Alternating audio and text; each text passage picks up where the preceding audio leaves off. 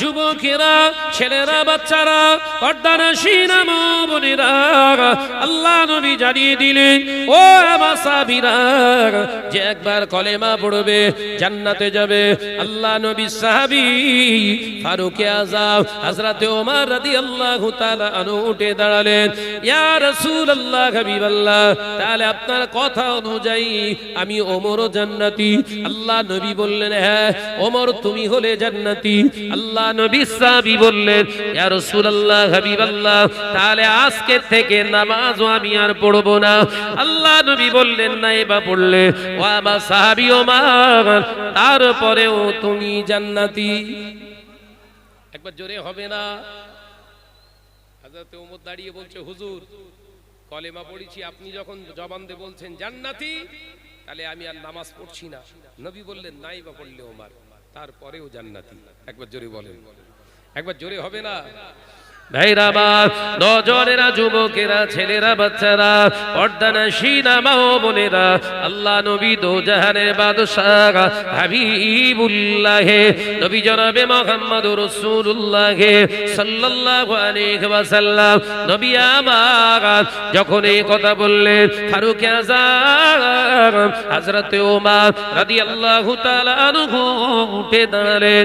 ইয়া রাসূলুল্লাহ, হাবিবাল্লাহ, হুজুর তাহলে আমি গেলাম, হুজুর আমি তাহলে চলে গেলাম, নামাজ আমি আর পড়বো না। আল্লাহ নবী আবারও মুচকে হেসে বললেন, ওমর যাও, নাইবা তুমি নামাজ পড়লে আমি নবী বলছি তুমি জান্নাতি। নবী কথা ফেরান না, জান্নাতি। হযরত ওমর মদিনার মসজিদুন নববী শরীফ থেকে চলে গেছে। নবী এবার খুতবা দিচ্ছে। হযরত ওমরের যাবার পরেই নবী খুতবা দেওয়া শুরু করেন। এই আমার সাহাবীরা, ও আমার সাহাবারা, আমি নবী তোমাদেরকে জানিয়ে দিলাম, একটু পরেই তোমাদের ভাই হযরতে বেলাল যখন আযান দেবে, তোমাদের ভাইয়েরা আযান শুনে, মুয়াজ্জিনের আযান শুনে দেরি করো না, তোমরা তাড়াতাড়ি আসরের নামাজটা আদায় করবার জন্য চলে আসবে, দেরি করবে না। আজকে আসরের আযানের পরে পরই জামাত শুরু হবে। সুন্নত আজকে আমি পড়ব না, তোমরাও সুন্নত আদায় করবে না। আজকে আসরের নামাজটা আদায় হবে। ও আমার সাহাবীরা, আসরের নামাজের পরে, আযানের পরই নামাজ আদায় হবে। আজকে তাড়াতাড়ি আমাদের জামাত শেষ করতে হবে। আমাদের জামাতে ওমর যেন না ধরতে পারে। একবার জোরে বলে। ওমর বললেন নামাজ পড়বো না, আর বিশ্বনবী বললেন ওমর যেন এসে নামাজ না ধরতে পারে। এই সুবহানাল্লাহ বললেন না? জোরে হবে না সুবহানাল্লাহ? আওয়াজ বোঝা যাচ্ছে তো নাকি? ফারুক আযম বললেন নামাজ পড়বো না, নবী বললেন নাই বা পড়লে তবুও তুমি জান্নাতি। সাহাবায়ে কেরামদের বললেন ওমর যেন এসে জামাত না ধরতে পারে। নবীর কনফিডেন্স, আত্মবিশ্বাস ওমরের প্রতি। ওমর বললে কি হবে, নামাজ ছাড়া ওমর বাঁচবে না। একবার জোরে বলেন। হায় হায় হায়, আমাদের প্রতি ওই আত্মবিশ্বাস নবীর আছে? কথা বলছেন না কেন? যে আমার উম্মতরা নামাজ ছাড়া থাকতে পারবে না। কথা বলছেন না কেন? ও বেজানেরা, নজরের যুবকেরা, ছেলেরা, বাচ্চারা, পর্দানশীল মা বোনেরা, আল্লাহ নবী দো জাহানের বাদশাহ হাবিবুল্লাহ নবী জনাবে মুহাম্মদুর রাসূলুল্লাহ, সকলে পড়ি সাল্লাল্লাহু আলাইহি ওয়াসাল্লাম। নবী আমার সাহাবা হুজুরদের বলে দিলে, আল্লাহ নবী সাহাবায়ে কেরাম রিদওয়ানুল্লাহ তাআলা আলাইহি আজমাইন শ্রবণ করলেন। ও নজরেরা, মদিনার মসজিদুন নববী শরীফে হযরতে বেলাল আসরের ওয়াক্ত হয়ে যাওয়ার সাথে সাথে আযান শুরু করে দিলেন। আল্লাহু আকবার, আল্লাহু আকবার। হযরতে ওমরের কানে আযান যাচ্ছে। ওমর ফারুক আযম হলো মুসলমান, আযান শুনছে, আযানের জবাব দিচ্ছে। একবার জোরে বলেন, একবার জোরে হবে না? কারণ হাদিস পাকে এসেছে, রাসূলুল্লাহ বললেন আজান শুনল অথচ যে আজানের জবাব দিল না, ওর নামায় আমলে কাবিরা গুনাহ লেখা হয়। প্রত্যেকটা আজানের একটা করে কাবিরা গুনাহ, একটা কাবিরা গুনার বিনিময়ে তার নামায় আমলে বরাদ্দ হয় 10,000 বছর জাহান্নাম। মাথায় ঢুকছে বস?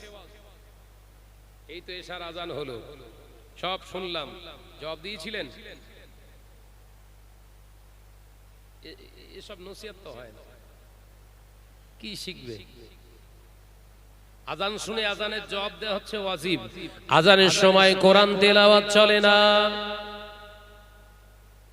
আজানের সময় সালাম লেনদেন চলে না, আজানের সময় দুনিয়ার কথা চলে না, আজানের সময় দুনিয়ার কাজ চলে না ও মুসলমান। কারণ আজানের জবাব দেয়া উম্মতি মুহাম্মাদীদের জন্য ওয়াজিব। জোরে বলুন, আর একটু জোরে হবে না? নারী পুরুষ নির্বিশেষে সবার। ফারুক আজম জবাব দিচ্ছে, এই জবাবটা শিখবেন তো নাকি নাকি প্লেন মেরে দিয়ে বেরিয়ে যাবো? বলেন দাঁড়ি বাবা, শিখবেন? শিখবেন বলবো। মুয়াজ্জিনে যখন আজান শুনতে পাবে, মুয়াজ্জিন যখন বলবে আল্লাহু আকবার আল্লাহু আকবার, মুয়াজ্জিনের পরে তোমরা পড়বে আল্লাহু আকবার আল্লাহু আকবার। মুয়াজ্জিন যখন বলবে আশহাদু আল্লা ইলাহা ইল্লাল্লাহ, মুয়াজ্জিনের পরে তোমরা পড়বে আশহাদু আল্লা ইলাহা ইল্লাল্লাহ। মুয়াজ্জিন যখন পড়বে আশহাদু আন্না মুহাম্মাদার রাসূলুল্লাহ, ওই সময় তোমরা পড়ে নেবে আশহাদু আন্না মুহাম্মাদার রাসূলুল্লাহ, পাশে আরেকটু যোগ করে দেবে সাল্লাল্লাহু আলাইহি ওয়াসাল্লাম। মুয়াজ্জিন যখন পড়বে হাইয়া আলাস সালাত, মুয়াজ্জিনের পরে তোমরা পড়ে দেবে লা হাওলা ওয়ালা কুওয়াতা। মুয়াজ্জিন যখন আবার পড়বে হাইয়া আলাল ফালাহ, আবারও পড়বে লা হাওলা ওয়ালা কুওয়াতা। মুয়াজ্জিন যখন ফজরের ওয়াক্তে পড়বে আসসালাতু খায়রুম মিনান নাওম, ওই সময় পড়বে সাদাকতা ওয়া বাররাতা। আল্লাহ নবী জানালে মুয়াজ্জিন যখন পড়বে আল্লাহু আকবার আল্লাহু আকবার, আবারও পড়বে আল্লাহু আকবার আল্লাহু আকবার। মুয়াজ্জিন যখন পড়বে লা ইলাহা ইল্লাল্লাহ, আপনারাও শুনে পড়বেন লা ইলাহা ইল্লাল্লাহ মুহাম্মাদুর রাসূলুল্লাহ সাল্লাল্লাহু আলাইহি ওয়াসাল্লাম। আল্লাহ নবী পাক জবানে জানায় যে আমার উম্মতটা এই আযানের কমপ্লিট জবাব দেয়, আমার আল্লাহ জীবনের গুনাহ থেকে সাথে সাথে 70টা গুনাহ মাফ করে দেয়। একবার জোরে হবে না? অন্য রিওয়ায়াতে এসেছে ওর গুনাহ মাফের সঙ্গে সঙ্গে জান্নাতে ওর জন্য একটা ঘর নির্মাণ করা হয়ে যায়। জবাব দেন, দিয়েছেন কোন সময়? অনেক নামাজি মুসল্লি বাবাজিরা আমার আজান শুনে জবাব দেয়, কারণ এসব নসিহত বন্ধ হয়ে গেছে। এসব নসিহত বন্ধ হয়ে গিয়ে এখন নসিহত হচ্ছে ও মৌলী সাহেব খারাপ, এ মৌলী সাহেব খারাপ, ফুরফুরার ভাই সাহেবরা খারাপ, আমি ভালো, আমার ঢোল তবলালে বাজা। সমাজ এখন এই নসিহতটাই হচ্ছে শেষ নসিহত। কথা বলছে না কেন? বিশ্বনবী সরকার দু আলম হুজুর আকরাম সাল্লাল্লাহু আলাইহি ওয়াসাল্লাম পাক জবানে জানিয়ে দিয়েছে, আজান শুনলো যে অথচ আজানের জবাব দিল না, ওর নামায় আমলে একটা কাবিরা গুনাহ লেখা হয়। দিনে কবার আজান হয়? জোরে বল না ছেলেরা। 5 বার। 5 বার আজান শুনে যদি জবাব না দেয় কটা কাবিরা গুনাহ? কথা বলে না তো। 5টা কাবিরা গুনাহ। নামাজ পড়া 5 বার ফরজ, এই 5টা ফরজ না আদায় করলে আবার কটা কাবিরা গুনাহ? 10টা। একটা মিথ্যা কথা বললে একটা কাবিরা গুনাহ। সারা দিনে যদি 65টা মিথ্যে হয় 65টা কাবিরা গুনাহ। চগলখুরি করা কাবিরা গুনাহ, ওটা 2-4 বার হয়েছে ধরে নেন সারা দিনের ভিতরে, আবার 2-4টে যোগ হলো। পরনিন্দা করা, গীবত করা আর একটা কাবিরা গুনাহ, ওটাও ঢোকানোর ভিতরে। যে পরের মেয়ের দিকে খারাপ দৃষ্টিতে তাকানো কাবিরা গুনাহ, আবার কিছুটা ঢুকিয়ে এলেন যারা বাজারে ঘুরছে আমার 9 জনের যুবকেরা। এরপরে যে মানুষটা যে অন্যায়টা করিনি ওই অন্যায়টা তার উপরে মেরে তকমা দিয়ে মিথ্যা তহমত দেয়া কাবিরা গুনাহ। আবার 2-4টে যোগ হলো।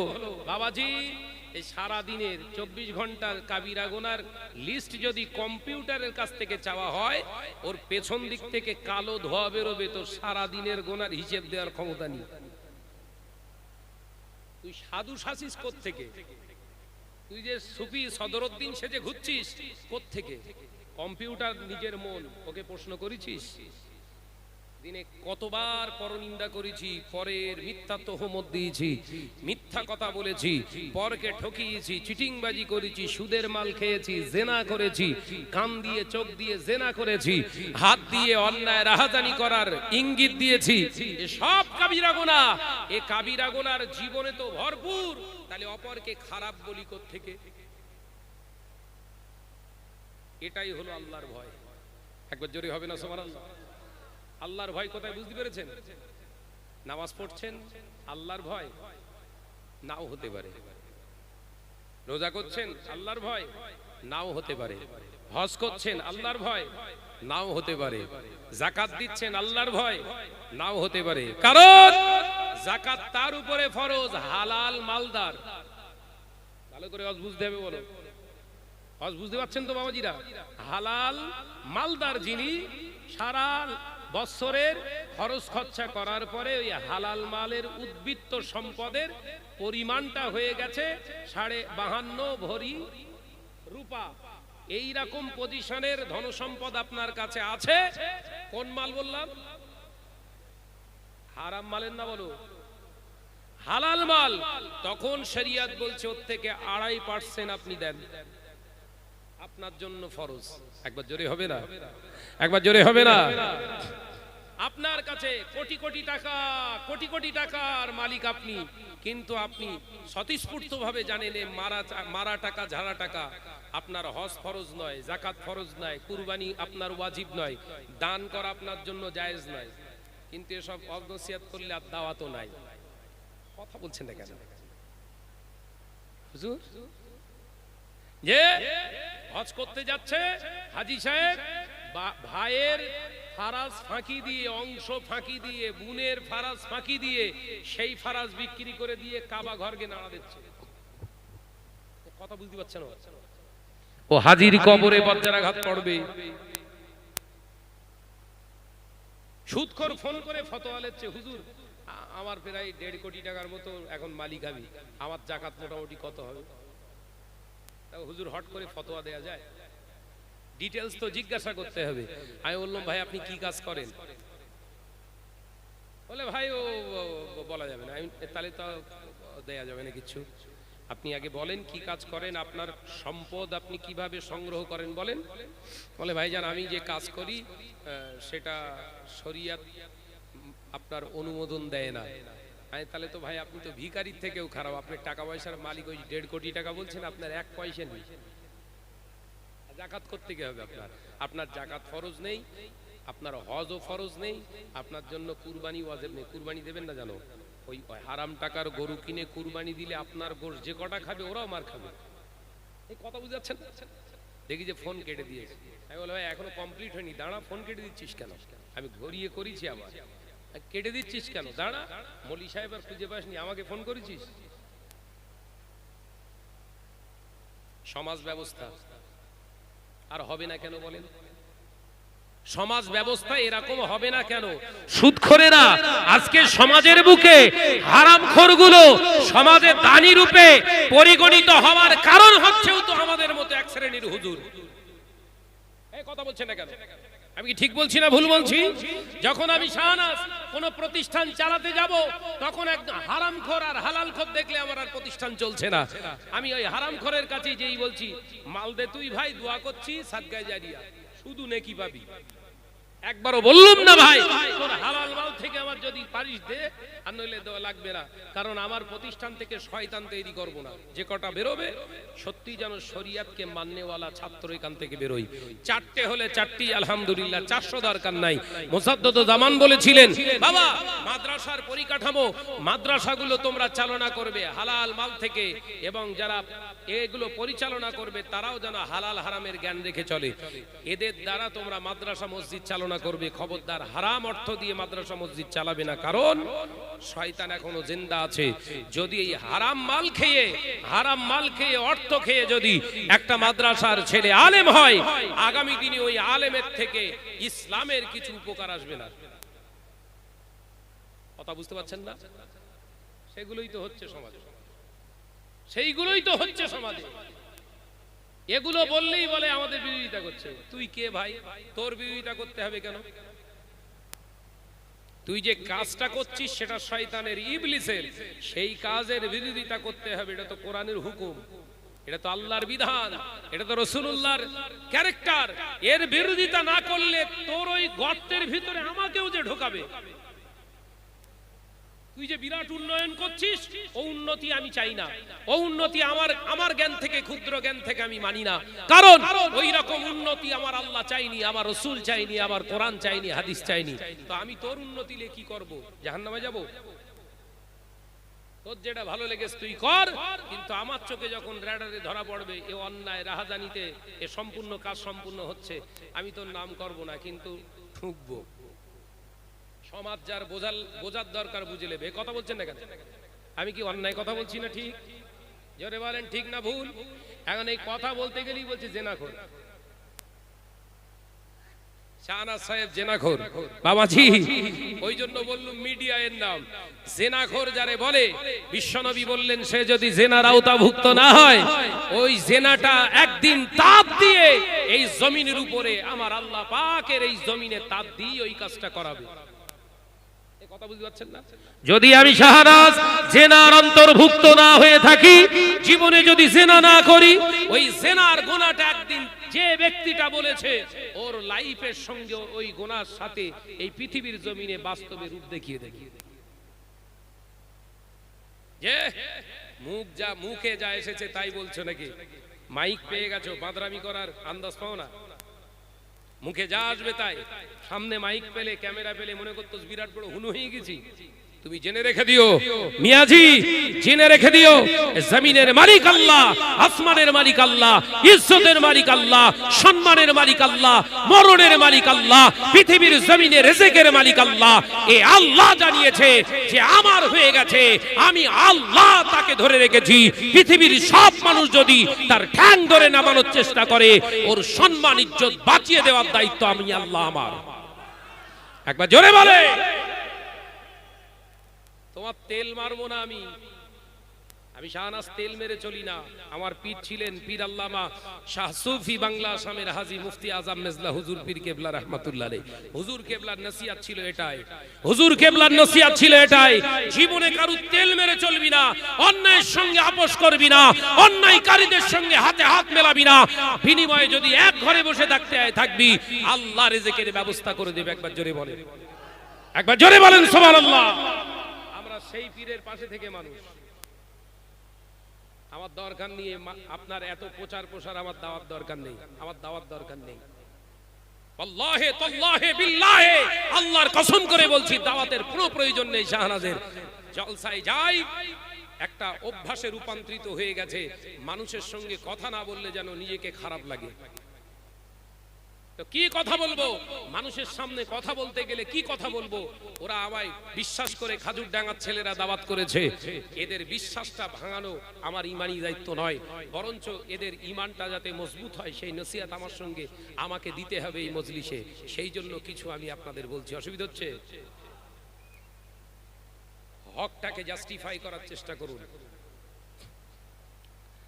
8 থেকে 8-9 বছর আগে ফ্যামিলির ঝামেলাটা নিয়ে ভিডিও ফুটেজ তৈরি করে এখন যদি আপনারা বলেন এইটা হচ্ছে শাহনাজের জেনাখরের ভিডিও, আলহামদুলিল্লাহ আলহামদুলিল্লাহ সুম্মা আলহামদুলিল্লাহ। এতটুকু জানিয়ে দিলাম, আমি শাহনাজ বলছি, নতুন গাড়ি দেবো বলেছিলাম 10 লক্ষ টাকা দামের, গরিবানা মতে। তার সঙ্গে এবার কল্লা ফ্রি, আই ক্যান চ্যালেঞ্জ, যদি প্রমাণ করাতে পারে ওই ভিডিও ফুটেজটা, আমার ফ্যামিলি ঝামেলা নয়, যদি কেউ প্রমাণ করাতে পারে শাহনাজ অন্যায় রাহাজানি করতে গিয়ে সেদিনে অত্যাচারিত হয়েছিল, নিপীড়িত হয়েছিল, সেদিনকে শাহনাজের উপরে অত্যাচার করা হয়েছিল অন্যায় রাহাজানি করার জন্য, এটা যদি কোনো বাপের বেটা, হালাল বাপের বেটা প্রমাণ করতে পারে, আমি অন ক্যামেরায় বলে যাচ্ছি 10 লক্ষ টাকা নয়, গর্দানটাও হাতে দিয়ে আসবো। এসো একদিন, এসো আমার নজনেরা, যুবকেরা। সমাজকে কথা বলা যায়, ক্যামেরা থাকলে বহু কথা বলা যায়। আমরা এরকম সেন্সিবিলিটির পড়াশোনা করিনি, মন মানসিকতা নিয়ে চলি না, কাউকে ছোট করে নিজে বড় হব,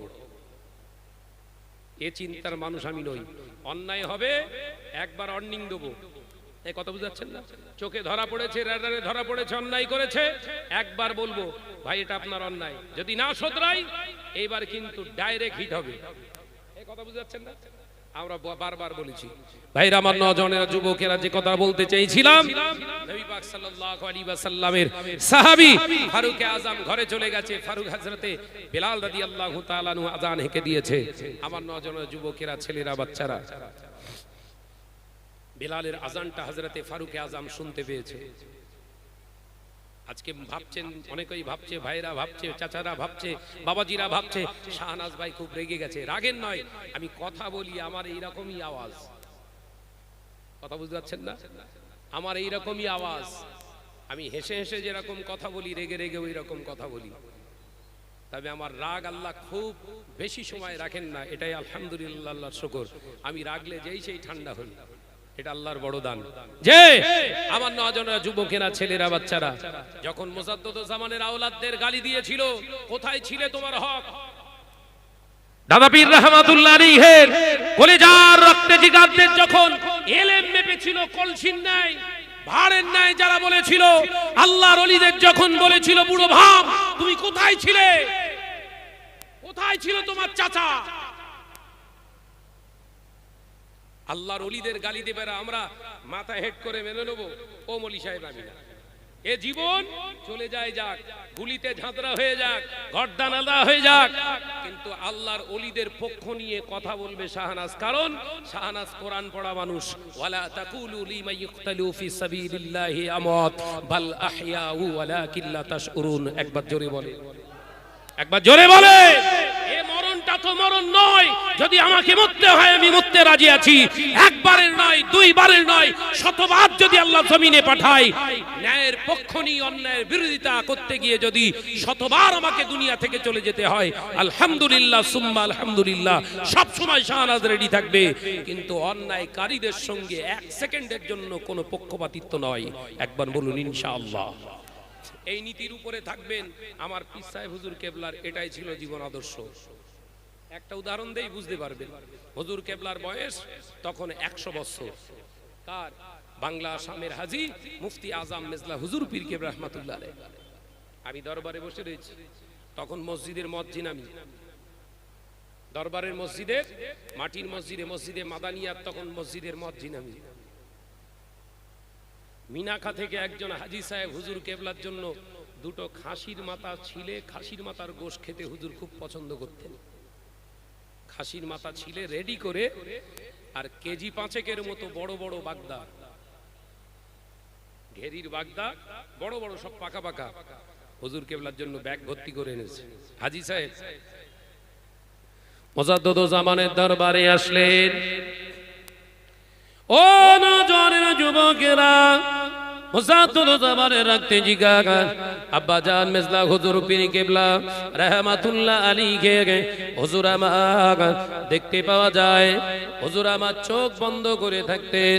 আল্লাহর মাহবুব বান্দা বলেছিলেন, বাংলা আসামের হাজী মুফতি আজম আব্বা জান মেজলা হুজুর পীর কেবলা রাহমাতুল্লাহ আলাইহি বলেছিলেন, ও হাজি জামশেদ সাহেব, হাজি সাহেব আসছে মিনাকা থেকে, হাজি সাহেবকে বলে দাও তার আজকের ওই খাসির মাথার গোশ আর ওই বাগদা চিংড়ি মেজে হুজুর নেবে না। একবার জোরে বলবেন না? চোখ বন্ধ করে আছে বলো।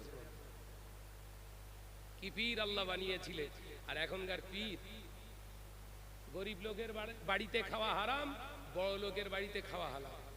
ও যদি পাকা সুদখোর হয় বললি শাহনাজ খারাপ। গরিবের বাড়ি থেকে উনি বিরাট পরেশ করে, শয়তান পর্যন্ত মাথা ঠোকে ওর দিকে। জীবনে বহু শয়তানি করেছি, কি ধরনের শয়তানি রে বাবা।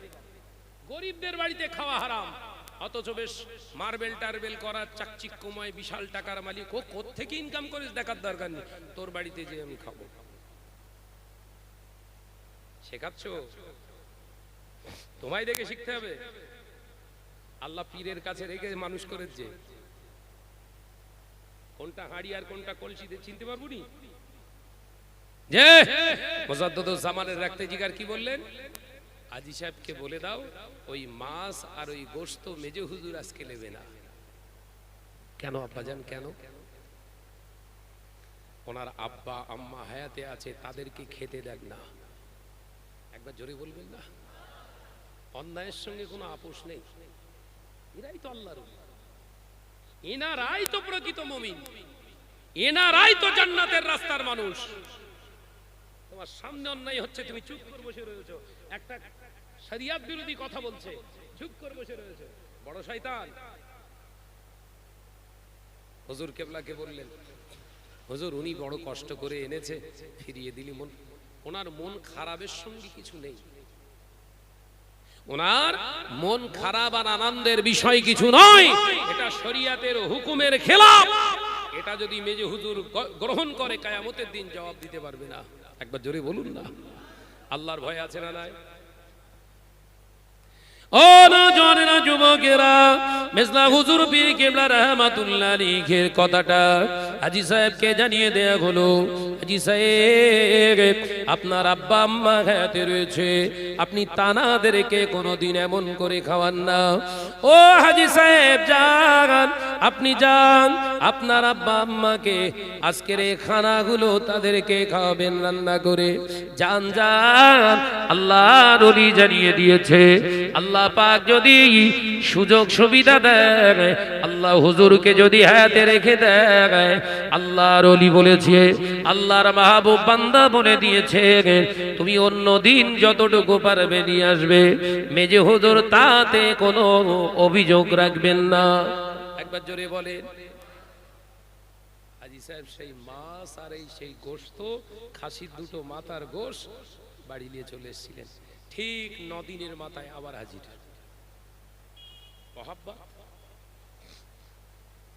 আর আমাদের মহব্বত আলাদা। ইসাই হুজুর একটু রেগে তেড়ে ফুড়ে কথা বলেছে, হ্যাঁ বেয়াদব তুই এই কাজটা করলি, হ্যাঁ এরকম কাজ করবি, ওখানে কিচ্ছু বলিনি। ওখান থেকে ফিরে আসার সময় গাড়িতে বসে বলছে, মানুষেরা কথা বলছে না কেন? এরকম ক্যারেক্টারওয়ালা আছে না নাই? ইসালে সময় গেছে, সবার দরবারে যাচ্ছে, মুসাফা করছে, নিজেও 10 টাকা করে দিচ্ছে, বলো মুসাফা করে করে, তখন কিছু বললো না। বাড়ি আসার সময় গাড়িতে বসে বলছে, দেখছিস টাকা ছাড়া হাত মেলাচ্ছে না, বলো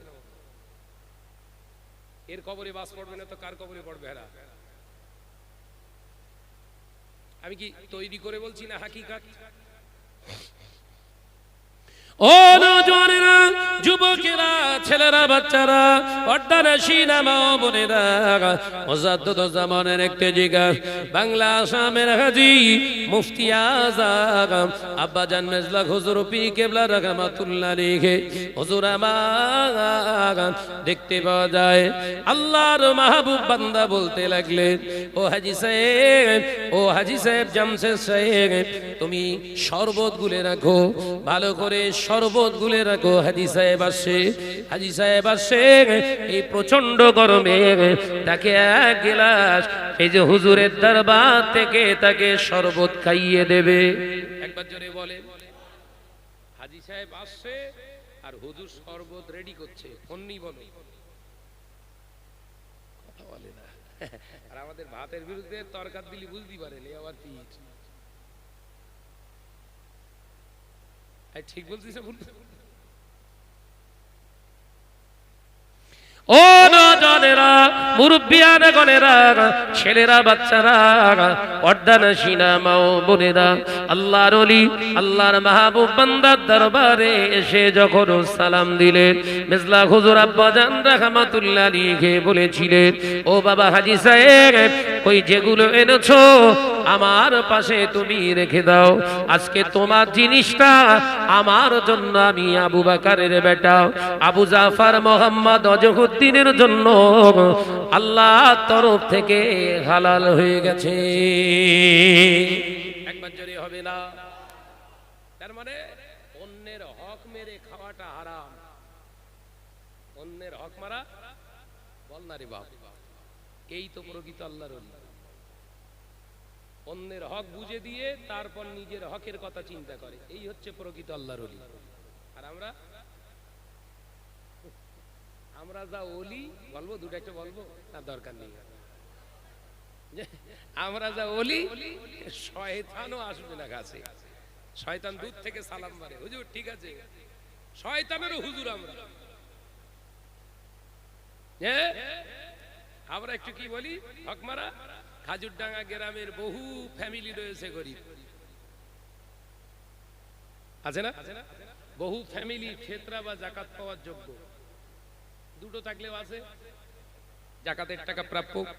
এখন এই খাজুরডাঙ্গা গ্রামের ধরেন 10 জন বড় লোক, তাদের 10 জনের যাকাতের টাকা 10,000 টাকা করে ধরো যাকাত হয়েছে।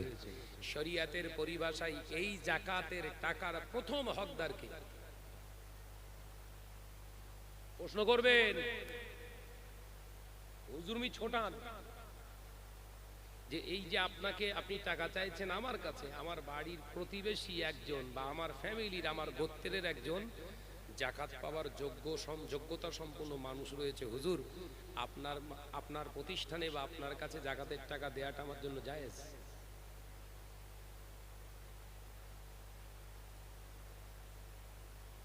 লুঙ্গি হলুদ হয়ে যাবেন দেখবেন। শরিয়াত আমাকে আপনাকে শেখায়, না না না, খাজুরডাঙ্গা গ্রামে যারা ইয়েতিম আছে, বেওয়া আছে, বিধবা রয়েছে, ও আল্লাহর বান্দারা, আমি আল্লাহ তোমাদের, যাদের আমি আল্লাহ ধন সম্পদ দিয়েছি, তোমাদের ধন সম্পদের প্রথম যাকাতের অংশটা তাদের হাতে দিও।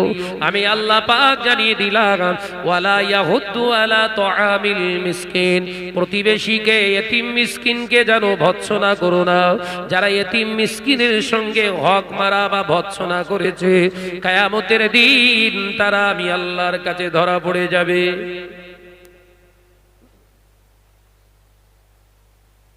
তাহলে এই খাজুরডাঙ্গা গ্রামের প্রথম যাকাতের টাকা প্রাপক হলো খাজুরডাঙ্গা গ্রামের গরিবেরা। বোঝা যাচ্ছে তো নাকি? এনাদের দেওয়ার পরে আমার দায়িত্ব শেষ না।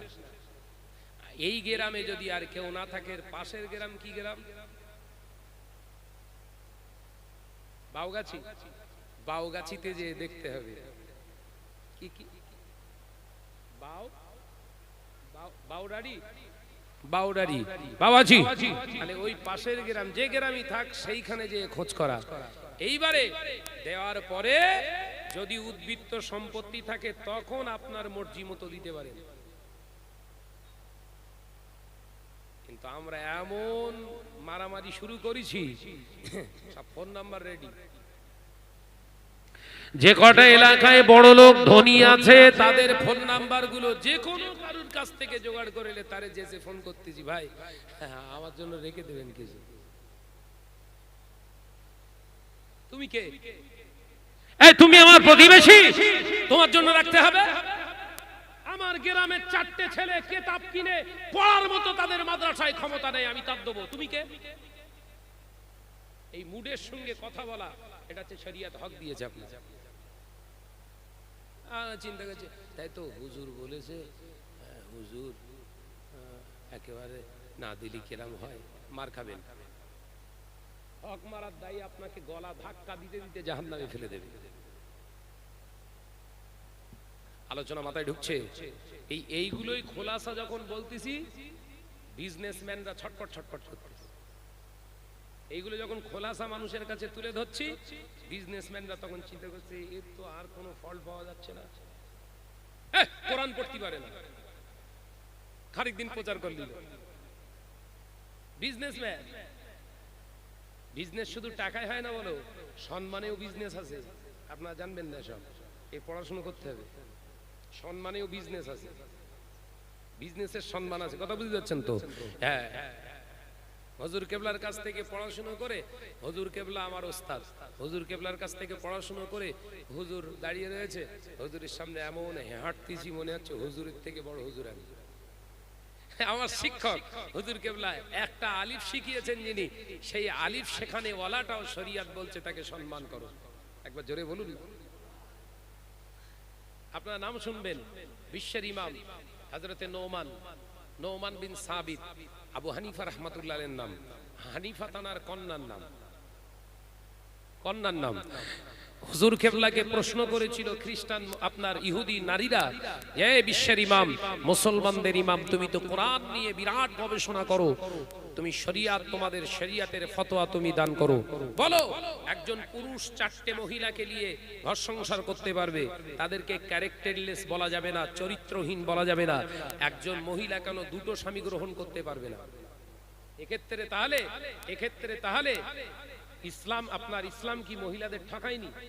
নাউজুবিল্লাহ বলেন, জোরে হবে না নাউজুবিল্লাহ? বিশ্বের ইমাম আবু হানিফা রাহমাতুল্লাহ আলাইহি বললেন, কি জানতে চাইছো? আমরা জানতে চাইছি কোরআন কেন এই 4টে বিবাহের, একজন মহিলার 4টে স্বামী থাকবে না অনুমোদন কেন দিল না? এ কতটা কোরআনের যুক্তিসঙ্গত, কোরআনের উক্তি আপনাকে প্রমাণ করতে হবে। হুজুর কেবলা খামোশ খেয়ে গেল। এ তো উদ্ভট প্রশ্ন, কথা বলছে না কেন? কিন্তু এর তথ্য ইসলাম দিয়েছে না দেয়নি? বিজ্ঞান সম্মত কিনা?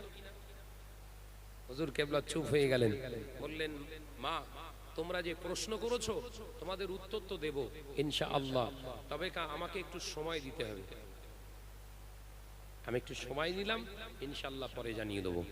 ঠিক আছে যান, কিন্তু উত্তর দিতে হবে।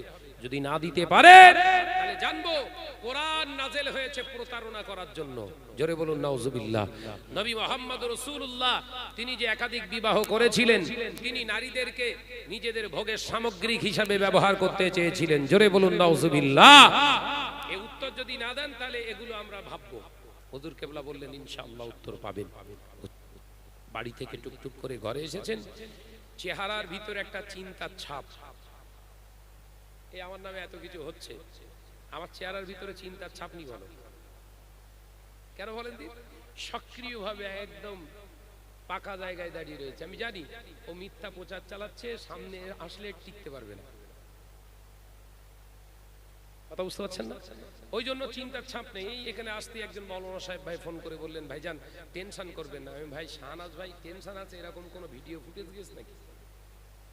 শাহনাজ টেনশনে থাকে না, কারণ শাহনাজ জানে সম্মানের মালিক আমার আল্লাহ। আমি যদি আল্লাহর কাজ করে থাকি, আল্লাহ আমার হেফাজত করবে। একবার জোরে বলুন। হযরতে নোমান বিন সাবিত রাহমাতুল্লাহ আলাইহি, বড় বিশ্বের ইমাম, হুজুর বাড়িতে আসলেন আর সালাম দিলেন। আমরা তো সালাম দেই না ঘরে গেলে, দেই? মেয়ে থাক বউ থাক কারো সালাম দেই। আমাদের সালাম আলাদা, হচ্ছে কুকুরে সালাম। এই কথা বলছেন না কেন? এই যে কুকুরে সালাম, কথা বলছেন না কেন? যে আওয়াজ। বিশ্ব নবী বললেন, তোমরা যখন ঘরের দিকে রওনা হয়ে ঘরের সামনে গিয়ে ঘরের দরজা খুলবে না, ঘরের দরজার পাশে দাঁড়িয়ে সালাম দাও, আসসালামু আলাইকুম।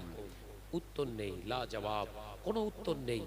আওয়াজটা বুলন্দ করো, তার মানে আগের থেকে আরেকটু চওড়া উঁচু আওয়াজ করে সালাম দাও, আসসালামু আলাইকুম। উত্তর নাই। এরপরেও আমি রাসূলুল্লাহ বলছি, দ্বিতীয়বারের থেকে তৃতীয়বার আরো বুলন্দ করো, আরো জোরে সালাম দাও, আসসালামু আলাইকুম। এই সালাম দিয়ে বিবির সঙ্গে আদান প্রদান করে শুধু নয়, ঘরে ঢোকার আগে সালাম দেয়া হচ্ছে রাসূলুল্লাহর একটি সুন্নাত। একবার জোরে বলে, জোরে বল না রে বাপ। দেন সব দেন, জম্মের দোয়া দেয়, ওই হচ্ছে সুবহানাল্লাহ।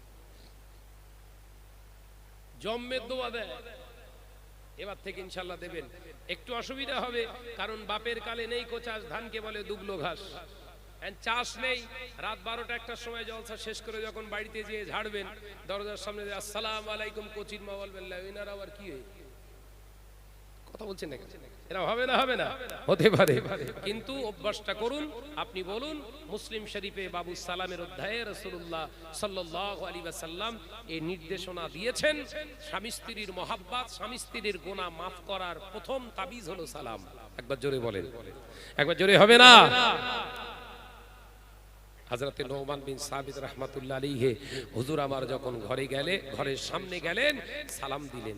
ভাইরা আমার, নওজওয়ানেরা, যুবকেরা, ছোট্ট মেয়ে হযরতে হানিফা রাহমাতুল্লাহ আলাইহি ওয়া আলাইকুমুস সালাম বললেন। আব্বা জানের সালামের জবাব দিলেন।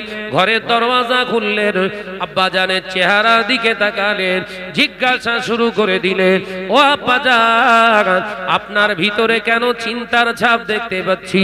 আপনি টেনশনে আছেন, কি হয়েছে আপনার? আপনার কেন এই অবস্থা কেন? আল্লাহর ওলি বলেছিলেন, ও মা হানিফা, আমি একটি চিন্তায় রয়েছি, সে চিন্তাটা তুমি বুঝবে না। না আব্বা জান, বলে দেন, আপনি একটু আমায় বলুন, শেয়ার করুন। আল্লাহর ওলি বলেছিলেন, মা, রাস্তা দিয়ে আসতে আসতে ইহুদি রমণীরা আমাকে জিজ্ঞাসা করেছে, মেয়েরা কেন একের অধিক স্বামী গ্রহণ করতে পারেন না? পুরুষেরা 4 জন মহিলাকে নিয়ে ঘর সংসার করতে পারে, কোরআন বেইনসাফি করেছে নারীদের জন্য। উত্তর দিতে না পারলে তারা অপপ্রচার চালাবে বলেছে মা, সেই চিন্তায় আমি রয়েছি। কোরআন খুঁজলাম, আমি হাদিস খুঁজলাম, আমি নোমান বিন সাবিত অ্যানসার পেলাম না, সেই জন্য একটু টেনশনে রয়েছি মা। আল্লাহর মাহবুব বান্দার কলেজার রাখতে জিগার বলেছিলেন, আব্বা জান, আপনি চিন্তা করবেন না, উত্তরটা বোধহয় আমি হানিফার কাছে আল্লাহ রেখে দিয়েছে। আপনার উত্তর তো আমার কাছে আছে বোধহয়, কি বলো মা? আমরা তো বাচ্চাদের কথা বলতে দেই না, কিন্তু শরীয়তের পরিভাষা আপনাকে শিখতে হবে। ছোট বাচ্চা যদি কিছু বলতে চায়, তার কাছ থেকে তার বলার সুযোগ দেয়া হচ্ছে শরীয়তের হুকুম। ছোট বাচ্চা একটা কিছু চমকে গেছে, সব শেষ। ওর আবেগ, ওর প্রতিভা এক আঁকায় বোমের মতো কাজ করে। এ কথা বলছে না কেন আমার নজনের যুবকেরা, ছেলেরা, বাচ্চারা? ওই জন্য পাশ্চাত্যের দেশের মানুষগুলো কি করে জানেন? ছোট বাচ্চা যখন বয়স হয়, তার একটু একটু করে 2 বছর 4 বছর তার সামনে খেলনা এনে দেওয়া হয়, কিতাব এনে দেওয়া হয়, আরো অন্যান্য কিছু এনে দেওয়া হয়। ও যেটা চুজ হয়, যেটা নিয়ে থাকতে অভ্যস্ত, সেইটা দিয়ে ওকে তৈরি করা হয়। কথা বুঝতে পারছেন না? যদি কোনো বাচ্চা হাঁড়ি কুড়ি নিয়ে ঠুকঠাক করছে, খেলা করছে, তাহলে ওই হাঁড়ি কুড়ি ওর বড় পর্যন্ত ওই হাঁড়ি কুড়ি দিয়ে ওর সেইভাবে তৈরি করে। মেশিনারি সামনে এনে দিল, কল কবজা নিয়ে লাটাকাটা করছে, কেন লাগাচ্ছ গাছে, ওর ওই ইঞ্জিনিয়ারের লাইনটা ধরিয়ে দিল। কথা বুঝতে পারেননি? আর আমাদের বাপ 2 পা ধরে, মা 2 পা ধরে চ্যাংতলা করে স্কুলে যাচ্ছে, চল তোর পড়তে হবে, নইলে মেরে ফেলবে। ওর একবারও জানার চেষ্টা করলাম না ওই স্কুলে যাবে না, মাদ্রাসায় যাবে না, কোথায় কি করবে, সুযোগ নেই। গার্জেন যা ইচ্ছা তাই করবে। আমার নজনের যুবকেরা, বিশ্বের ইমামে আজম আবু হানিফা রাহমাতুল্লাহ আলাইহি বললেন, মা, উত্তর তোমার কাছে আছে মানে? জি আব্বা জানা, বসেন। ও নওজওয়ানেরা, যুবকেরা, ছেলেরা, বাচ্চারা, হযরতে আবু হানিফা রাহমাতুল্লাহ আলাইহি 2 গিলাস নিলেন। আবু হানিফা নয়, হানিফা রাহমাতুল্লাহ আলাইহা তানার কন্যা হুজুর 2 গিলাস নিলেন। একটা গিলাসে হাফ গিলাস দুধ নিলেন, আর একটা গিলাসে হাফ গিলাস পানি নিলেন। আব্বা জানকে জিজ্ঞাসা করলেন, হযরতে নোমান বিন সাবিতকে জিজ্ঞাসা করলেন, আব্বা জান, এই 2 গিলাস আপনার সামনে বসিয়ে দিলাম, বলুন এতে কি আছে? একটাই পানি আর একটাই দুধ, ঠিক বলছেন তো? জি। ও নওজওয়ানেরা, যুবকেরা, ছেলেরা, বাচ্চারা, ওই সময় হানিফা রাহমাতুল্লাহ রেখা বলেছিলেন আব্বাজান ওই হাফ গ্লাস পানিটা নিয়ে দুধের ভিতরে ঢেলে দেন। ঢেলে দিলাম। কি ব্যাপার আব্বাজান আপনি বলুন এই পানিটা এখন আছে কোথায়? দুধের ভিতরে। ও আমার আব্বাজান এবার আপনাকে আমি বলি দুধ আর পানি মিক্সচার হয়ে গেছে। এখন যদি আপনাকে বলি আব্বাজান ওই পানি থেকে দুধটা আমার আলাদা করে দেন, পানি যতটা ছিল ততটাই আমার এনে দেন, ওই দুধ থেকে পানি আর দুধটা যেমন ছিল আলাদা করে দেন। আল্লাহর মাহবুব বান্দা উত্তর দিলেন মা এটা তো সম্ভব নয়, এটা তো সম্ভব নয়। বলেন আব্বাজান সম্ভব করা যাবে, সম্ভব করা যাবে কিন্তু একটা জায়গায় ধরা পড়তে হবে। কি সম্ভব করা যাবে আব্বাজান? ওতে যদি একটু লেবুর রস দেয়া হয় ওটা দুধটা কেটে গিয়ে ছানা হয়ে যাবে, পানিটা অবশিষ্ট রয়ে যাবে ঠিকই, পানি আর দুধ আলাদা হয়ে যাবে আব্বাজান। কিন্তু সব থেকে বড় সমস্যা হলো ওই যে পানিটা বের হবে ওর থেকে কিন্তু দুধের গন্ধ কিন্তু আর বের করা যাবে না। আলোচনা বুঝতেছেন তো নাকি?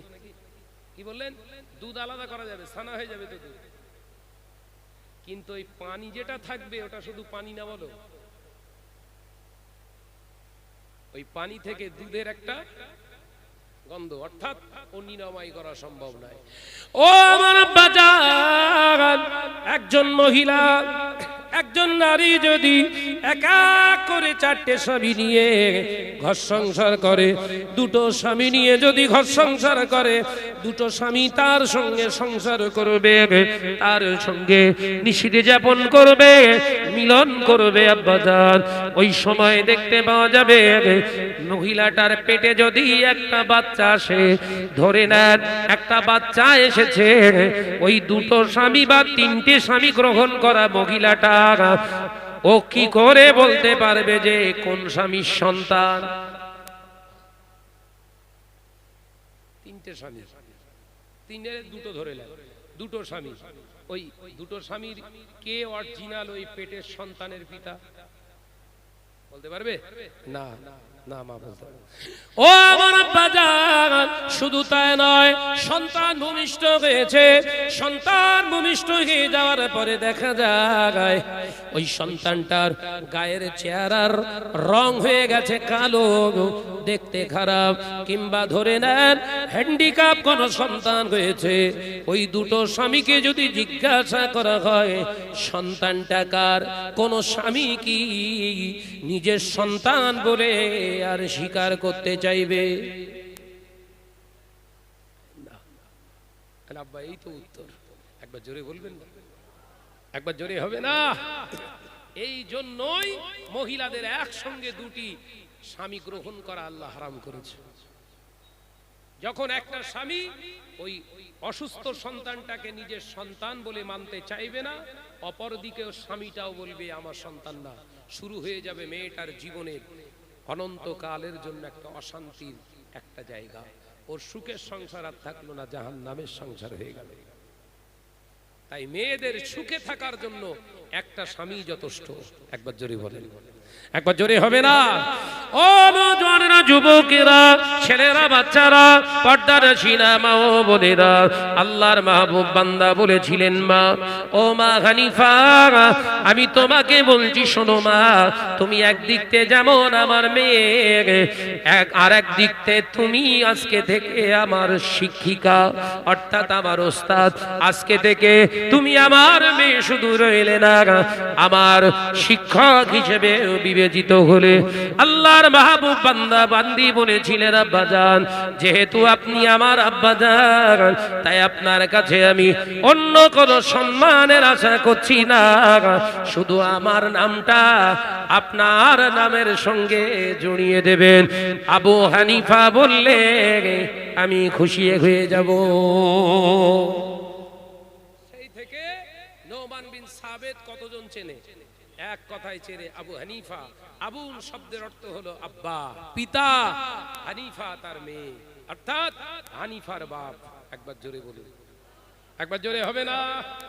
আলোচনা ঢুকছে, মাথায় ঢুকছে? তাকবীর দেন, নারায়ে তাকবীর। এই সাইডে পুরো ঢুকে শুয়ে পড়ে সব বোধাই দেয়। তাকবীর দেন, নারায়ে তাকবীর। আর জোরে হয় না নারায়ে তাকবীর। মহাব্বতের সঙ্গে দরুদ আল্লাহুম্মা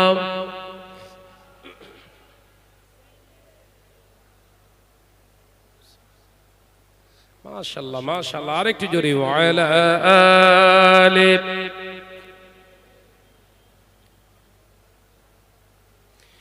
ডেকে লো রাসূলুল্লাহ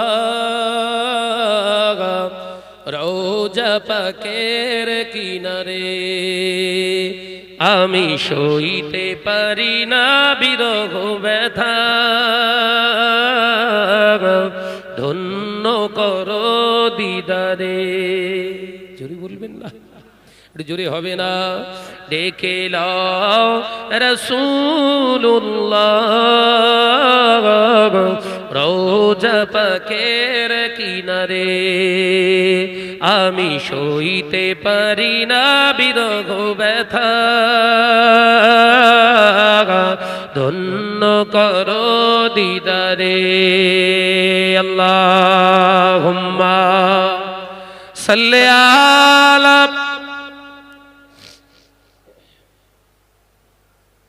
মাশাআল্লাহ মাশাআল্লাহ। আরেকটু জোরে পড়ি ওয়া আলা আলি।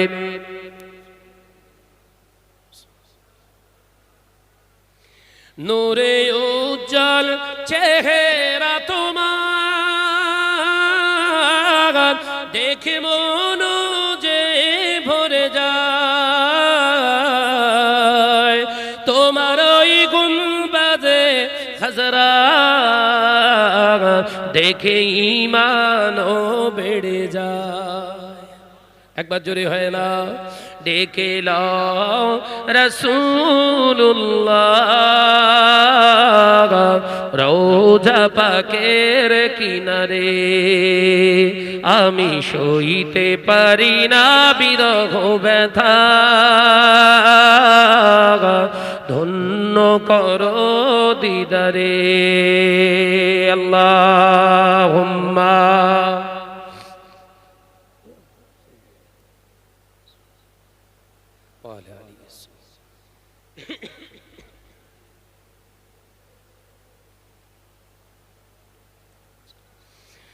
মদিনার ওই আকাশ,